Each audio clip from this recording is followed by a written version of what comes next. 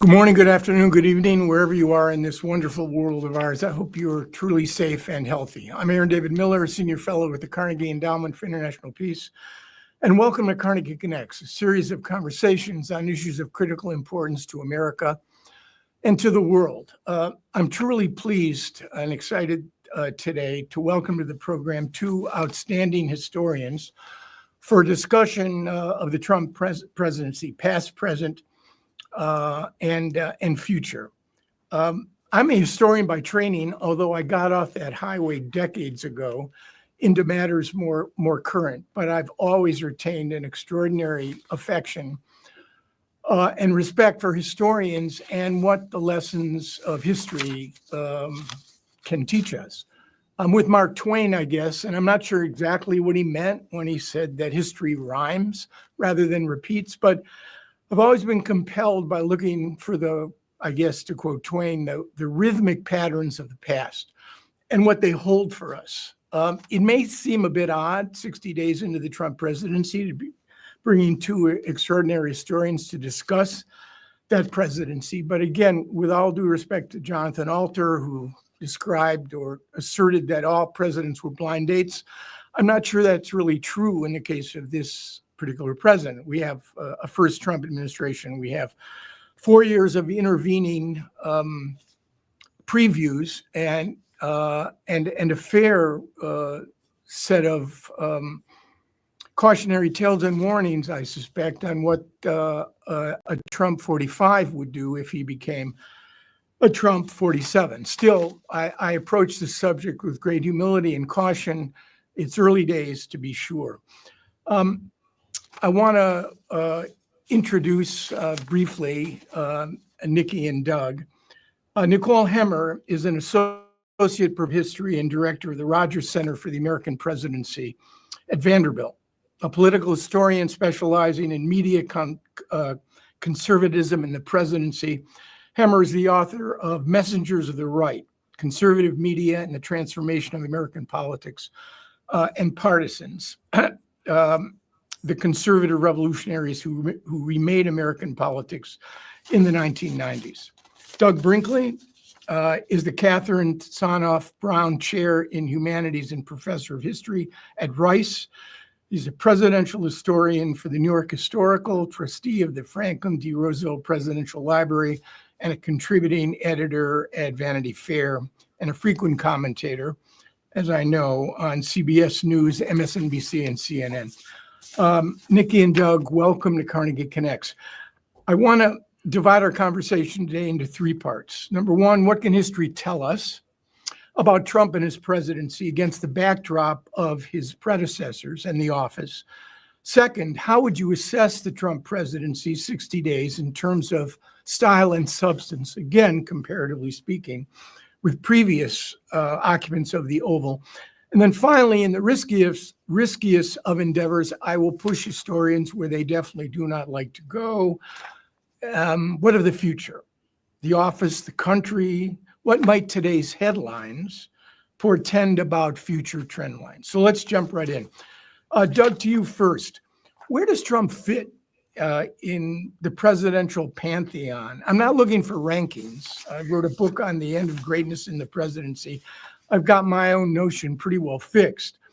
But what about previous presidential models? What does history tell us about Donald Trump? Well, the only time I've had a sustained conversation with Donald Trump was after he won the presidency the first time, and I was with CNN. I got to go to Mar-a-Lago and only talk to him about past presidents. The ground rules was I wasn't allowed to write about it, but he was thinking about what he would do for his inaugural address.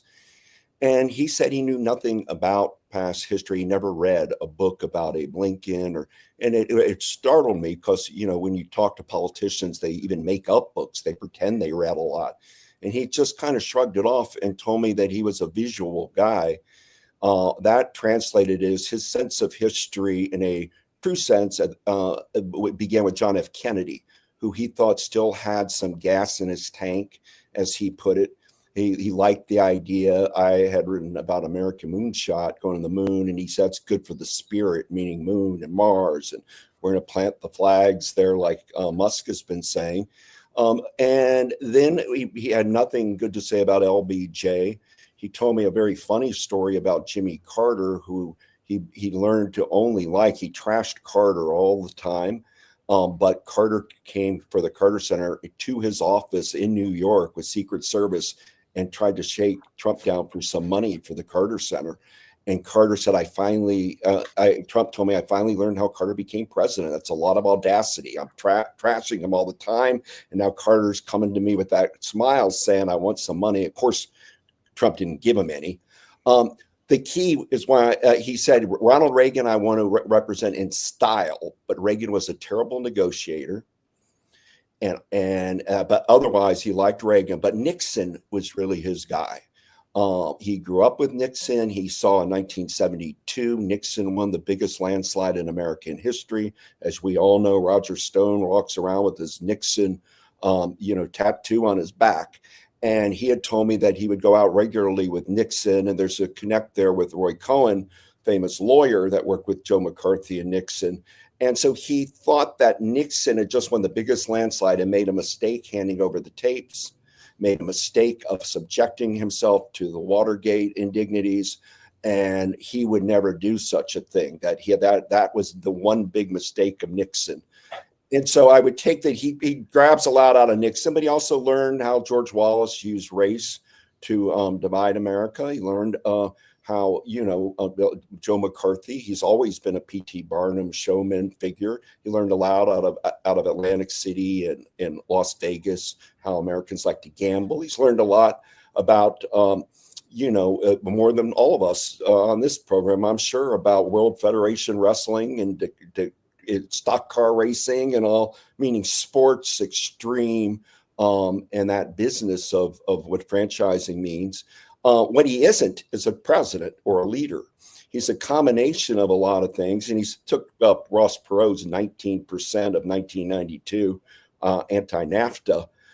But he riffed, and it's all just against elites and the establishment. So if you're correctly going to call him a populist, yes, he's heard some things about Andrew Jackson he likes.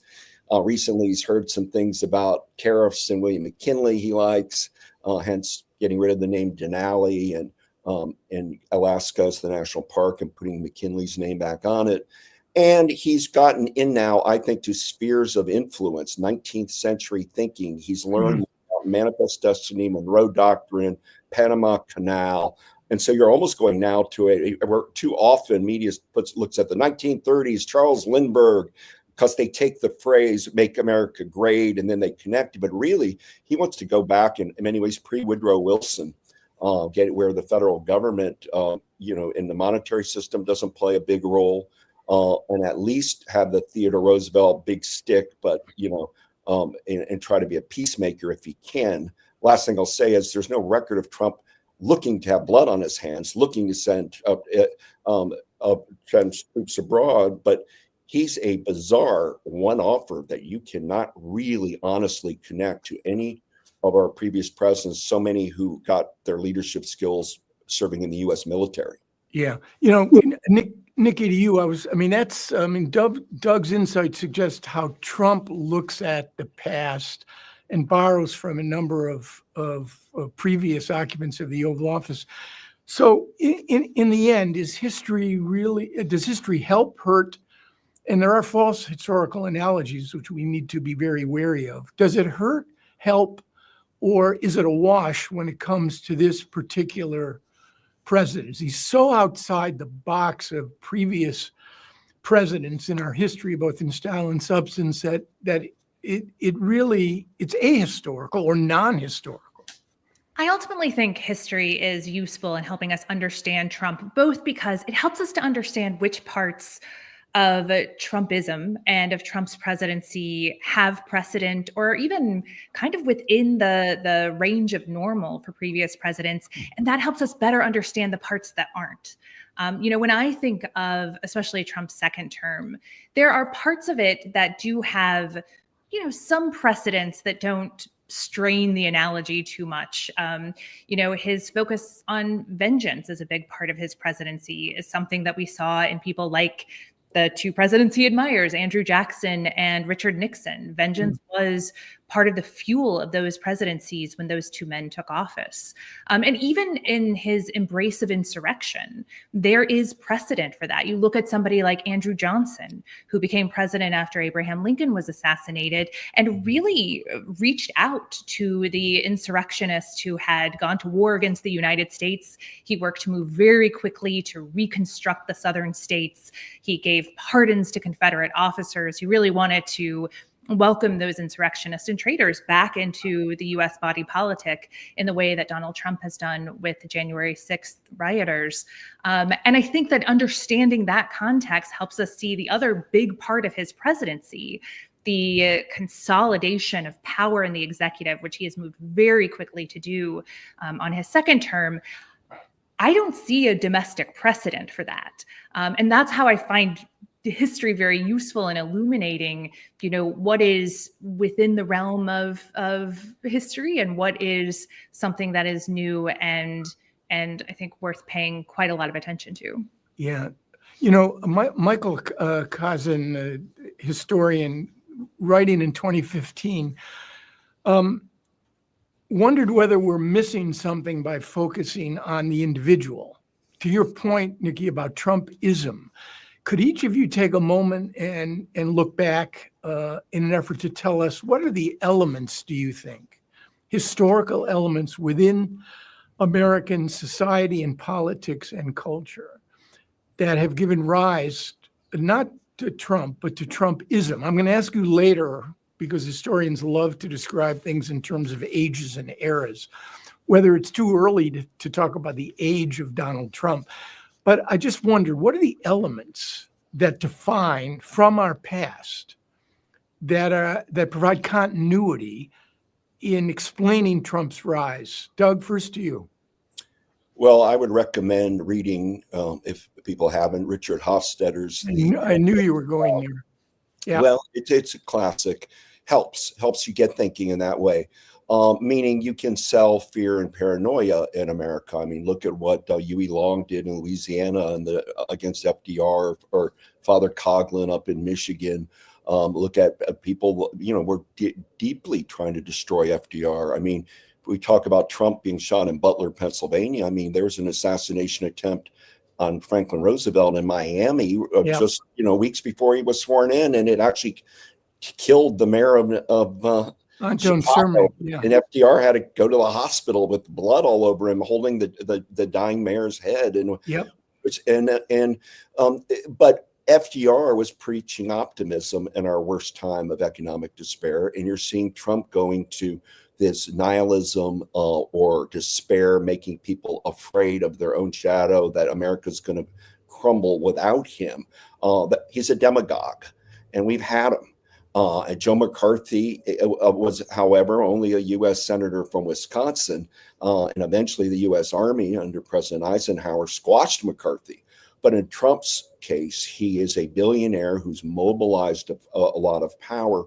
And what makes it difficult for Nicole and I to do the comparisons of this moment is we are now in the era of AI and the technology world that no other president had. I mean, when Bill Clinton became president, nobody sent an email in 1993. It was not being used. By the end of Clinton's presidency, there are like a billion emails bouncing around the world of technology. I don't know the history of email. I'm going to go to the library and pull it off the shelf. It's not been done yet in a right way. It's not even really a good history of faxing, but stuff keeps going so fast. And when you have Elon Musk partnering with Trump in this way, it puts two easy to pronounce celebrities, Trump, Musk, we're cutting government, and they really are in an anti-federal government mode. They do not like Uncle Sam, U.S. government, except for some carve-outs with defense. And that is all Republicans since Reagan, want less government and less taxes, but none of them have jumped the shark in this direction where you're willy-nilly taking a wrecking ball to the EPA or Department of Education or have your pick.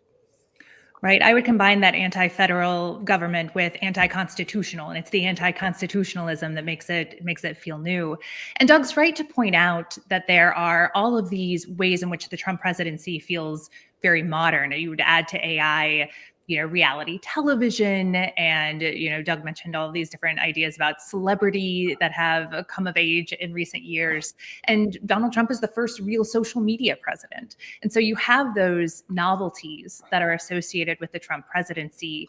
But I think it's worth lingering on that era that Doug pointed out earlier, which is the 1890s. I think so many of the threads that particularly the second Trump administration is tugging on are 1890s ideas. You think of the 1890s as this period of an enormous gap between rich and poor, where the idea was that if you had a ton of money, that was a sign that you were a good person, a smart person, the kind of person who should run a country. You had the Supreme Court very much on the side of business and rolling back regulations. You had extractive industries like coal that were the main drivers of the economy.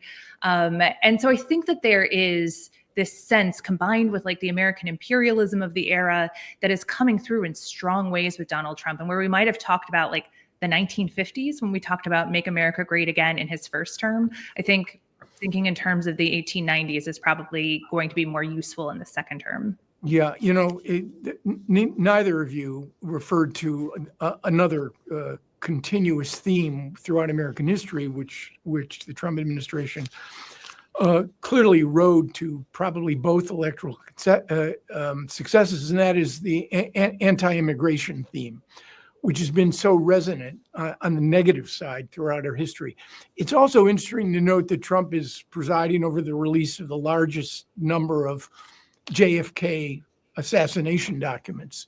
Back to the issue of the paranoid cell. I don't know whether that's an irony, a president who revels in conspiracy theories and enables them is now releasing documents to disprove, although I doubt if it will, the conspiracy theories that surround the death of Jack Kennedy. I wanted to ask you, Nicole, you did mention the notion of the 1890s. I think about this a lot. It troubles me a lot.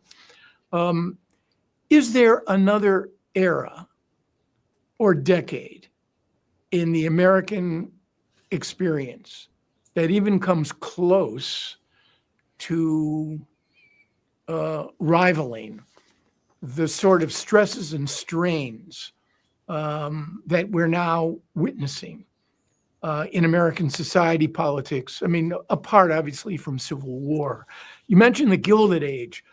Doug, let me ask you, is the 60s at all relevant here?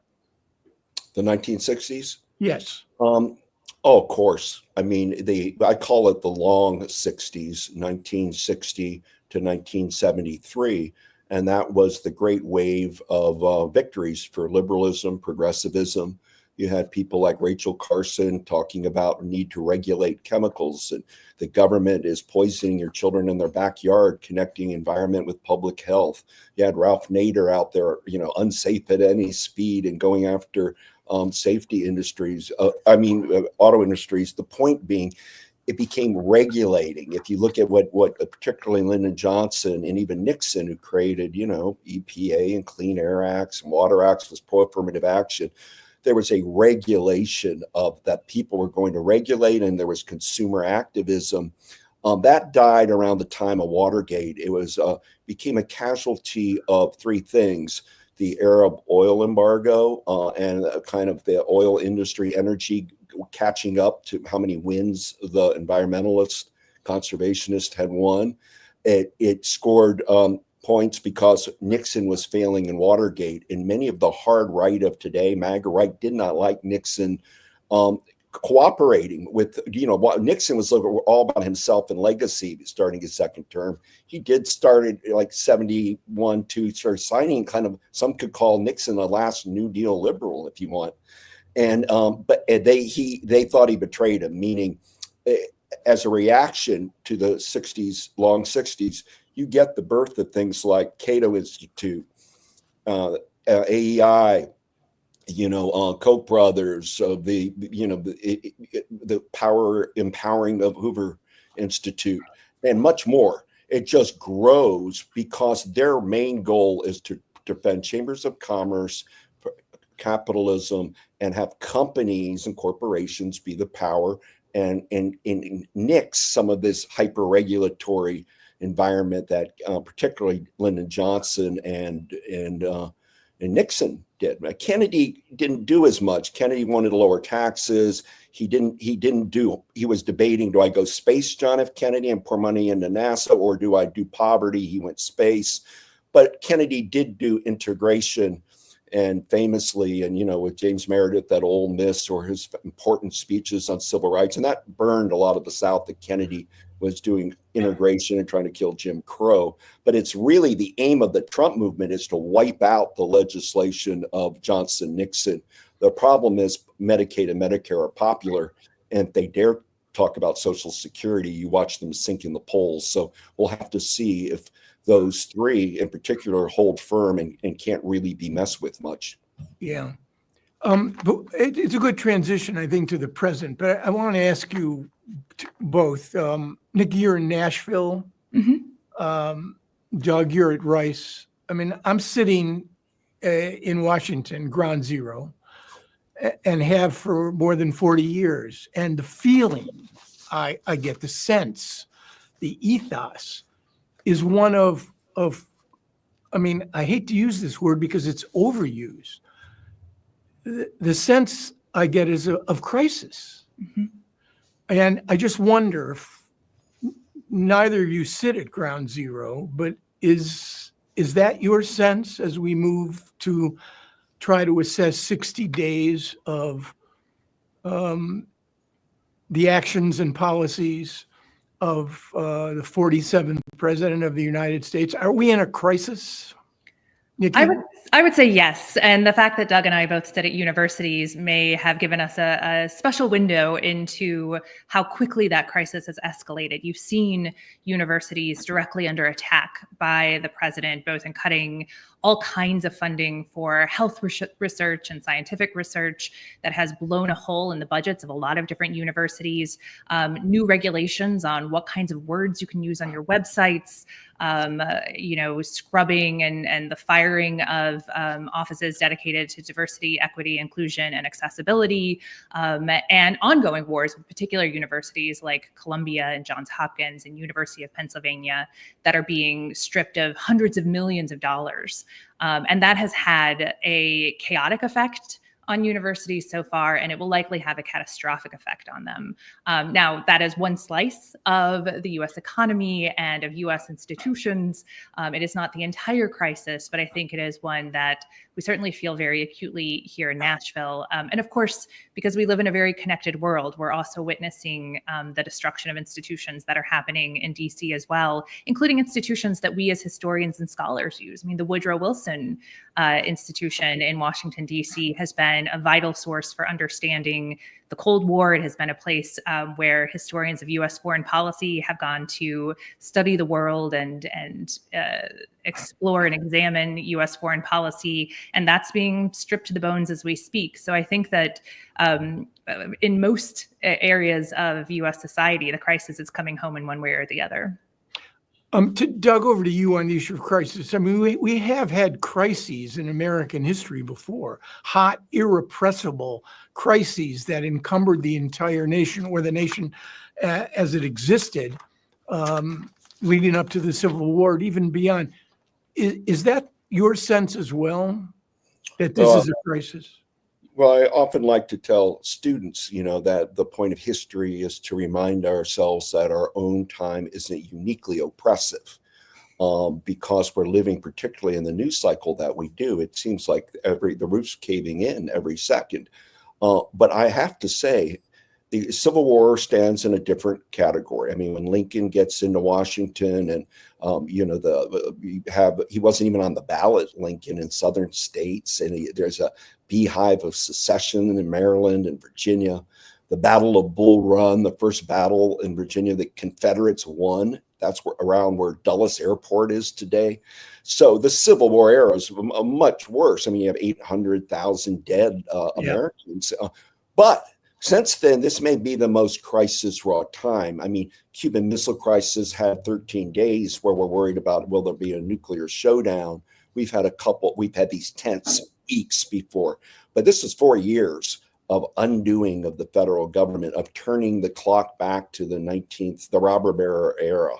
And the robber barons got their comeuppance when McKinley was replaced by Theodore Roosevelt. And from 1901 to 1909, Theodore Roosevelt carried the flag for the federal government forward, that what is America? It's us, it's you, that the best Americans are people that are farming and that are working hard and that are paying taxes in the armed forces, and we're going to have public lands, and we're going to, he was a great reformer. So the Democrats have to create an opposition to Trump, which they're close to, but they can't figure out a formula. So what do we have? We are I think, on the verge of a crisis, or in the middle of it, perhaps.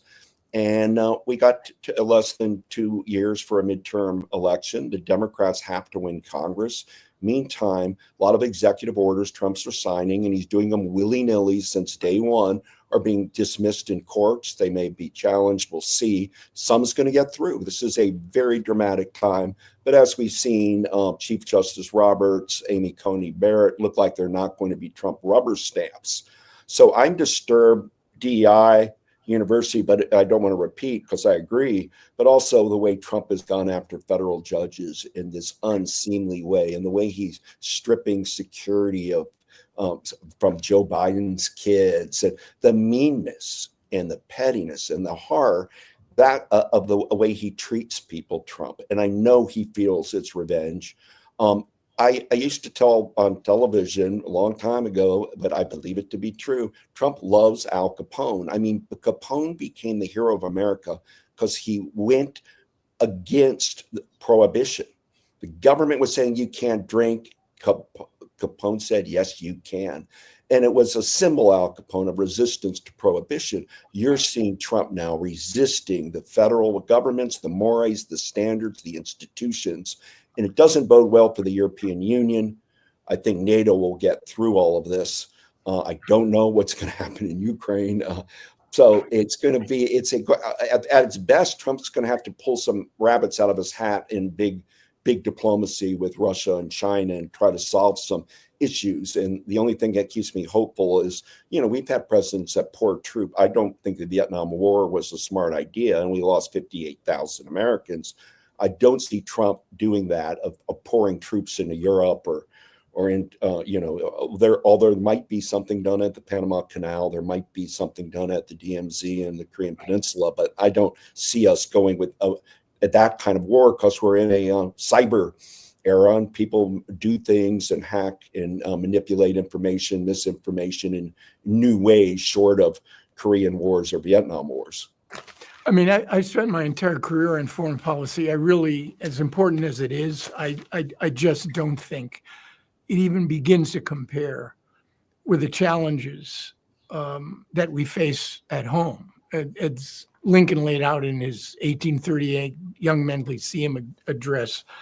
He couldn't imagine a great power of the day taking a drink out of the Ohio or trotting the Blue Ridge in a trial of 1,000 years. It's our own authorship with respect to whether or not we survive as a country. But I wanted to ask, if you had to identify the single greatest challenge and threat, it is, I don't want to preempt, I'll lay out my view, which is the aggrandizement of presidential power, because everything flows, it seems to me, from the top down. And the founders anticipated the possibility of an individual who would arise. They tried to the best of their human capacity to create a political system which was an open invitation to struggle, but shared and separated powers served as some sort of constraint. But what they never could guard against was the lack of internal constraints, what they referred to as moral self-governance. that individuals had to police themselves to keep their desires, their ambitions under control. They could never have foreseen what we're watching right now. And I just wonder, is it that aggrandizement of presidential power? Is that the key challenge that we face, Nikki? It certainly seems to be to me, and I would put it in a broader context as well, because the concentration of power in the presidency is happening with utter disregard for the Congress, with probably going to see utter disregard for the courts. We're edging in that direction. And what's more interesting in some ways is that what the founders thought would happen if a president tried to steal away power from the legislator is that Congress would stand up and it would say, that's our power. We're going to hold on to it. And instead, what you have is a Congress who's like, you know what, you go ahead and do it. We'll see how things work out with the president running the show. And that lack of friction between the branches is allowing power to accumulate in the presidency, and it's allowing for this sort of unchecked destruction in a way that is going to have enormous consequences, not just in what is lost in all of the federal agencies, in all of the research labs, in all of the places where state capacity is being dismantled, but in that consolidation of power by a president who doesn't believe that there are places that should check him, and a lot of those checks just kind of laying down and not pushing back. And it's that lack of friction that really worries me, because it allows sort of the train to get so far out of the station, or the horse to get so far out of the barn, or the crisis to just grow so big so quickly that it becomes much more difficult to then try to contain and reverse it. So it's that presidential power, but also that lack of check on that power that concerns me most. No, it's very well said. Doug, to you, I know you've written and spoken at length on executive orders. Could you just briefly, because I want to move on to where I think, I'd like to hear your views on the future, which is the most fraught issue of all, right? Your view as well is aggrandizement of presidential power is the greatest challenge we face, or not? That and climate change, personally. Right. But I would go back to the founders. I mean, remember, they did know Aaron Burr, and they saw that what a bad actor somebody could do. And while Hamilton got killed by Burr, in the end, Burr has been thrown into the dung heap of history as a bad actor, bad operator. But in our Constitution, there's not these. You can't have executive orders; they're not there. But Washington's first term, he did one executive order, what we call the Neutrality Act. And you would see occasionally a president do one or two. Lincoln came in strong, habeas corpus, Civil War, and he went big with the Emancipation Proclamation as it worked its way through. And as some people call it, it's not accurate quite, but call it Executive Order number 1. If you have the power to do away with something like that, certainly that's the way Theodore Roosevelt looked at it. And TR was really the progenitor of the executive power. He was so impatient, he started saying, I'm not going to be stymied by Congress and the Senate. I'll just go around them. And he did it over and over again. And he did it for really good causes. If you're a rational person, you look back and say, pretty good executive order. FDR came in and became Mr. Executive Order and did thousands, some great. I mean, Manhattan Project was an executive order. Yet Japanese internment was an executive order. And things like the Peace Corps can get created executive order, all sorts of things. Trump's abusing executive power, in my opinion, in a ghastly way right now. He started with day one, flooding the systems with it. He has utter disregard for what it is. Biden started doing it too much, trying to undo Trump. And so now Trump's saying, after his 34 felony convictions, after he feels the Justice Department, FBI was out for him, he's just burning down the House, and he's intimidated Congress 100%. There is no real Republican wing except for Elisa Murkowski, or, occasionally a voice, but it's not a gang of 10 telling Trump no. So we are lost that for the next 2 years. We've got to hope our court system holds up and won't allow Trump or Trumpism to try to do illegal activities under the fig leaf that what Trump believes, which is what Nixon told David Frost: if the president does it, it must be legal. Right. Trump believes. It's back to Nixon. We are living in the revenge of Richard Nixon right now. A year ago, I would never even have asked this question of the two of you. And Nikki, you were asked with an interview you did with the New York Times on the issue of a third term. And I think you said something like you would give it no more than 20%. And then you said, but the fact that it's over zero in response to that question, I don't know the direct quote here, but I think it's an apt way of transitioning to the future. So let me ask both of you for quick answers. Some political jujitsu in the next 3 years in order to enable a third term? Nikki? I still say that's a very slim chance, but I think it's a live issue. I think it's a live issue that has to be guarded against and combated right now. And what I said to the Times was, what are we even talking about? Like we're talking about whether or not democracy continues in the United States. And that's what we're talking about when we're talking about this possibility. Right. Doug, to you, quickly.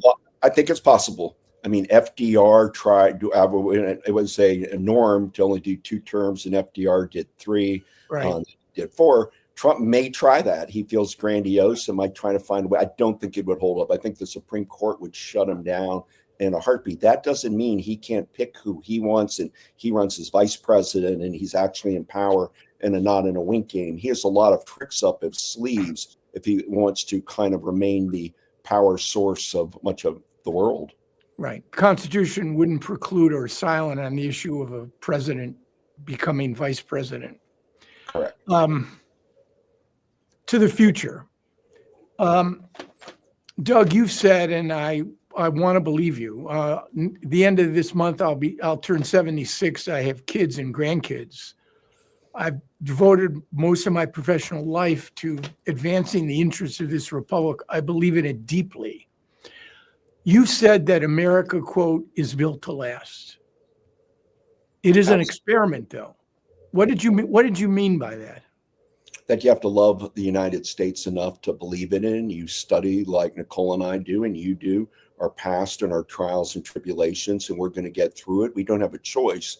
So we've got to, Bill Clinton told me when he was in the White House, he used to have like a piece of the moon, just to realize the world is hundreds of millions of years old, and we're dealing with here till the midterm election a less than 2-year problem, and it just has to be all hands on deck. A lot of people have to fight to save democracy or keep Trump in check.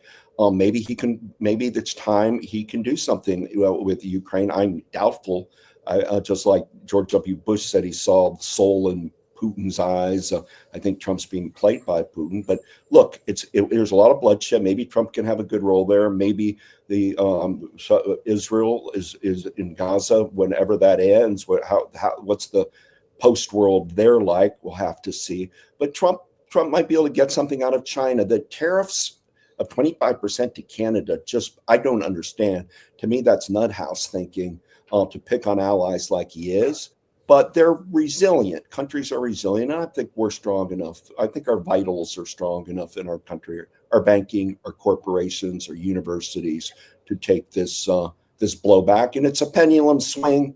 Arthur Schlesinger, not to keep doing Hofstadter and Schlesinger, but it's just the pendulum went into crazy town here.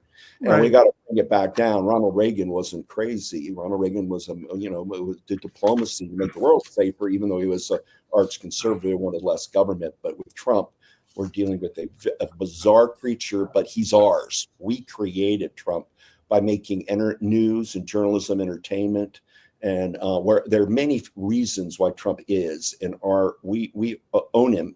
A lot of what we've done in the last 30 years, the way we've deprioritized public schools and the like, and hopefully we'll get public schools, better health care, keep Social Security, Medicaid, Medicare going, and try to help people. Most Americans are good. I travel everywhere, and there's a big soul, loving heart, get out there, talk to people, love the country, don't polarize, and get ready to take him on in a midterm. Nikki, I'm reminded of that apocryphal conversation. The two of you could tell me whether it's apocryphal or not, of Elizabeth Willing Powell, the wife of the mayor of Philadelphia, accosting or encountering Ben Franklin as he was emerging from the Constitutional Convention. And she asks him, well, Mr. Franklin, what did you produce, a monarchy or a republic? And he responds, a republic if you can keep it. What do you think about an America built to last? I think that it's not inevitable. Often when I'm contemplating kind of the potential turning point that we are at in the United States, I think about, freed Black people in the South in the 1880s and 1890s who had, for a moment, tasted freedom and biracial governance and the ability to vote for men in the South, and then slid into a kind of undemocratic, frankly, fascistic government in the South, where they had very few rights, very few opportunities for economic advancement, where they were second-class citizens at best. Their citizenship wasn't fully realized. And it was like that for 80 years. And over the course of those 80 years, people kept a dream of what America could be alive. And they continued to believe in it and continued to work for it and continued to force the issue. I think that the road back from where we are now is a multi-generational project. And one of the things we know from US history is that even after times of enormous crises, like the Civil War, like the Great Depression, the windows for reform do not stay open long. And that's why I think it's absolutely vital for people who believe in that promise of a republic, of American democracy, who understand that it is under threat right now, that the constitutional order has been broken apart, that the international order is being broken apart, to figure out now what your values are, what world you want to build in the aftermath, and keep that dream alive and figure out how you're going to help build that in the moment that a window of reform opens. Because we are at a pivot point in the United States, the exact one that Benjamin Franklin was talking about, right? Are you going to be a monarchy or a republic? Now we would say, are you going to be autocratic or democratic? And we could be either one of those things. And we are going to have to fight for which one we want to be. Yeah, keeping that alive, I think, is really important. It's very, very well said. You're both on university campuses, and the notion of a multi-generational road back, I think, is absolutely right. I measured my life, my working life, in terms of administration time, 4 to 8 year increments. But obviously, the frame here is much broader. And I just want to ask you to respond to something that I feel very strongly about. The country is not a giant ATM machine where people only get to make withdrawals. They have to make deposits too. And the deposits, from my point of view, are the obligations and responsibilities of citizenship, civic education, an attachment to ideals, a country, its norms and institutions that are broader than just you. And I just wonder how far we're slipping from the kind of national experiences and civic education that would help engender that kind of identification. I worry that we can no longer grieve and or celebrate together as a nation. I worry greatly about that. So just a minute from each of you. Are the trend lines better than the headlines on this one? I hope so. Doug, to you. I think if you break things down to a local level, you feel a little better when you're living in a neighborhood and you know people. I think our country is stronger. However, we have lost our way in the education field. We have to promote civics and what it means to do public service. And we have to teach geography. We have to do more than go, here's a big public school. Who are the smart kids and who are not? Great civil rights leader Robert Moses out of Mississippi used to teach. I went and visited him, and he'd go into a poor neighborhood, and they would if you didn't make it into algebra, we left you behind. And so we've got to watch that we're not, by gutting education and not caring, we're just looking to cherry pick people that have a great intellect or have a capacity for university academic study and leaving the rest, or looking down on the rest of the country. The one sin in America is condescension. I grew up in Perrysburg, Ohio, rural town. You can get away with anything. My friends, the high school friends, voted Obama twice, and now they voted Trump. And for some reason, they feel Hillary Clinton condescended. They didn't go to the local pizza place, and that their media is spinning them on stuff, and Trump's convinced them of that. They're winnable back. But the onslaught of social media when Barack Obama won, there was no social media like today. Now it's a wild west, and everybody who I see complaining about social media, they're all on X. Well, I'm not on X. Okay, I don't want anything to do with the business of Elon Musk. So get off of it then. But every journalist I know is still on X because it's about my career, and I've got to be on X. Well, screw you. Get off X. Go join Blue Sky or something. Because otherwise you're just feeding into that beast, and then we'll get preachy and say, are you not understanding democracy's on the line? But my favorite thing is to be on X.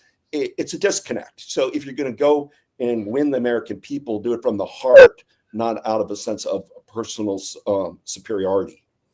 And I would just co-sign that. I mean, I think that the poisoned information environment is one of our biggest obstacles in trying to build something coming out of this. But I also believe that change really can happen at the local level. And so if people are looking for something to do, finding local organizations, finding neighbors to connect with, that's where it begins. And that's where you can begin to build a society that looks like the society you want to live in. And so that's what I would encourage people to do. No, both of you, very well said. And thanks so much for sharing your wisdom and your historical expertise and your observations about the future. I think you both offer practical and well said pathways to try to get us back to something different than what we're experiencing right now. So again, thanks for joining Carnegie Connects. Thanks so much, thank Aaron. you. And take good care. Bye, guys.